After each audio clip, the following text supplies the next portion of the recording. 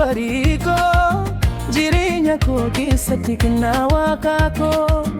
Yoon si argu onneen koo ni boqota, jaalalli koo keessa koo bara baraan ni jiraata.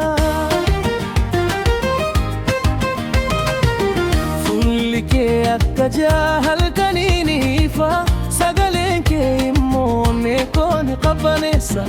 Harka kee qabachuun gammachuu koo, si waliin jiraachuun badhaadhina koo. Hubichooti, hubichooti, si malee eenyutu na guuta. Hubichooti, hubichooti, jireenyi koo si wajjin miidhaga.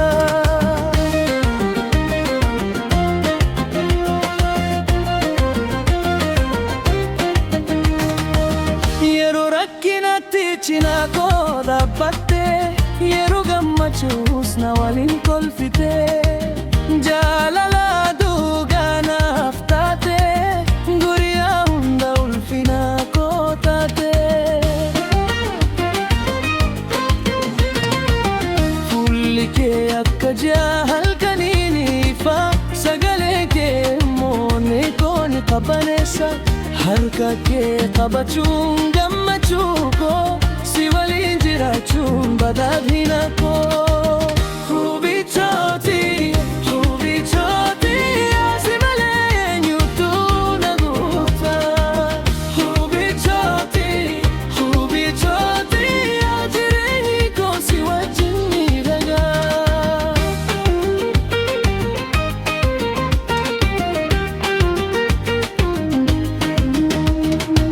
Hanga lubbuun koo keessa jirtutti si jaallata, bara baraan haga mana koo si kabaja. Siin jiraachuun hara boruu bara baraan natti tola, natti gaara, natti ta'a duuba hin jirre. Hubichooti, hubichooti.